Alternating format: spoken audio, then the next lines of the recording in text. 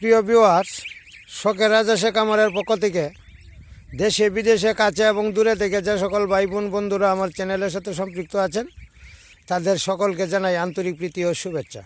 আশা করি সকলে ভালো আছেন, সুস্থ আছেন। ভালো থাকেন, সুস্থ থাকেন, এটা আমি সর্বদাই কামনা করে থাকি। যাই হোক প্রিয় ভিউয়ার্স, আজকে আবারও একটি নিত্য নতুন ভিডিও নিয়ে আসলাম। আজকের আলোচ্য বিষয় হচ্ছে, আমার কয়েকজন ভাই প্রশ্ন করছেন আমি হাঁসের বাচ্চার যে খাদ্য তালিকা, সেই খাদ্য তালিকা সম্পর্কে আলোচনা করার জন্য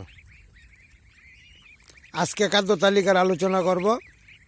প্রথম দিন থেকে 60 দিন পর্যন্ত খাদ্য তালিকায় আমি কী রাখি, এই বিষয়গুলো নিয়ে আজকে আলোচনা করব।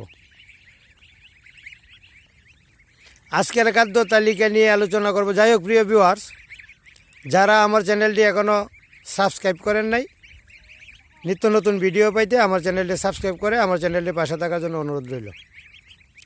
আর আজকের বিষয়টি অতীব গুরুত্বপূর্ণ। যারা রাজহাঁস লালন পালন করেন বা যারা করবেন, তাদের সকলের প্রতি আমার আজকের ভিডিওটি খুবই গুরুত্বপূর্ণ থাকবে। যাই হোক প্রিয় ভিউয়ার্স, আজকে যে আমি বাচ্চাগুলি নিয়ে ভিডিও করতেছি, এই ভিডিওটা হবে 5 নম্বর বাচ্চার, 5 নং কোডের যে বাচ্চা, এই বাচ্চার ভিডিওগুলি আজকে আমি করতেছি। একটু পরে আসবে 4 নম্বর, এবং আজকে বড় হাঁসের ভিডিওগুলিও করব। এইখানে আমার বাচ্চা আছে 136টা।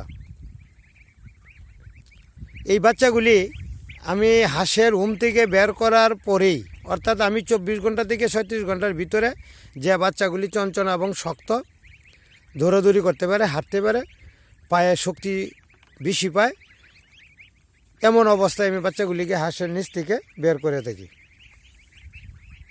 বের করার পরে প্রথম দিন আমি কোনো খাবার দেই না, একদম খাবার ছাড়াই রাখি। দ্বিতীয় দিন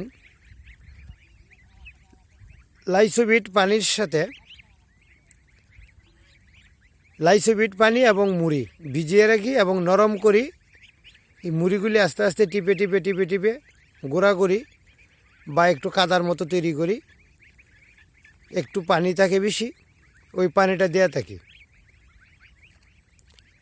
আর আলাদাভাবে একটু পানি দিয়ে রাখি, সেই পানিটা হচ্ছে লেবু মিশ্রিত, লেবুর রস যেটা, এবং হালকা চিনি মিশ্রিত থাকে। পানিটা আলাদা দিয়ে রাখি, আর মুড়িটা ভিজানো অবস্থা থেকে এই খাবারটা খায়। দ্বিতীয় দিন গেল। তৃতীয় দিন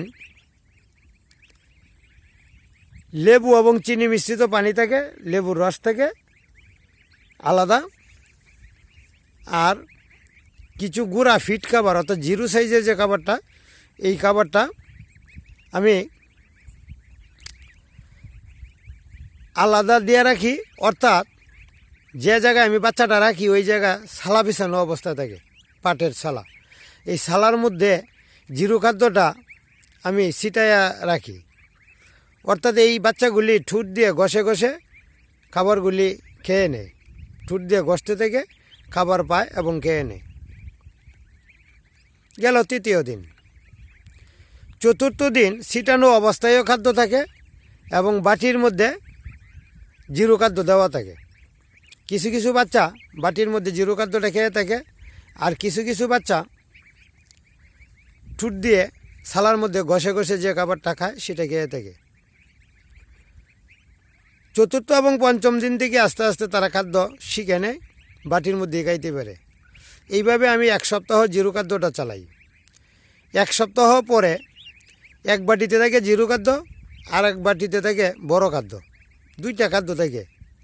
কোনো কোনো বাচ্চা বড় খাদ্যটা খায়, আর কিছু কিছু বাচ্চা ছোটো খাদ্যটা খায়।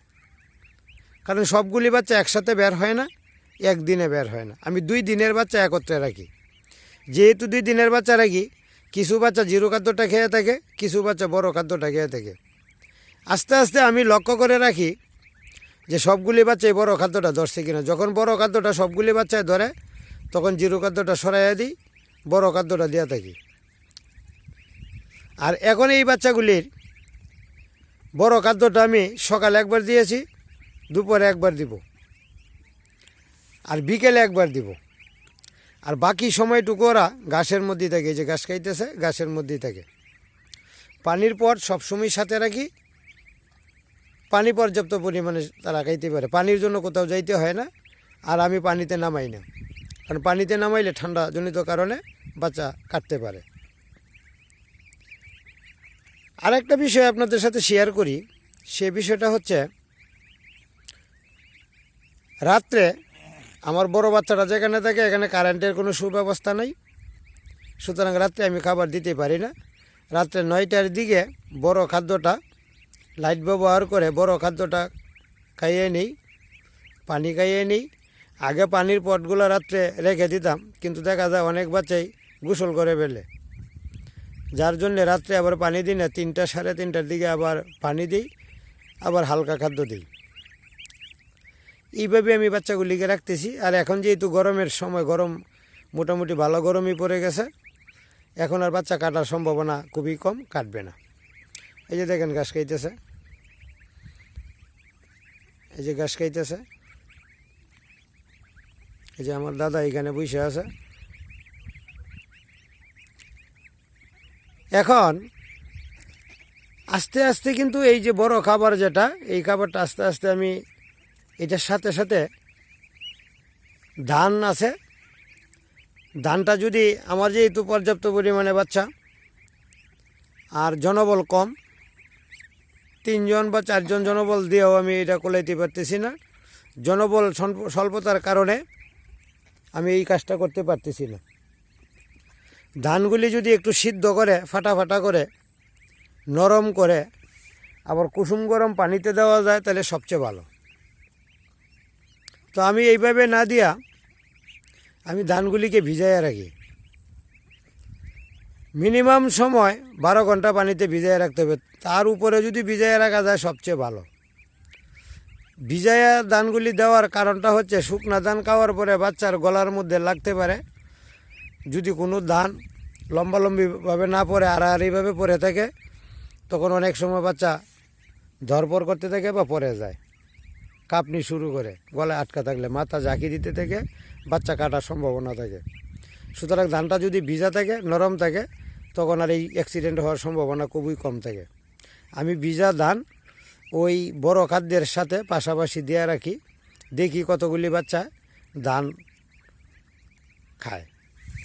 যে বাচ্চাগুলি ধানে ধরবে 2 দিন বা 3 দিন ধানে ধরানোর পরেই এই বাচ্চাগুলিকে আমি আলাদা আরেকটা সেটে নাম্বার আগের কোটে নিয়ে যাই। এটা 5 নম্বর কোট, 4 নম্বর কোট। তো 4 নম্বর কোটের যে বাচ্চা, এটা 3 চলে যাবে, 3 চলে যাবে 2, এইভাবে আস্তে আস্তে পর্যায়ক্রমে উপরের স্তরে চলে যাবে।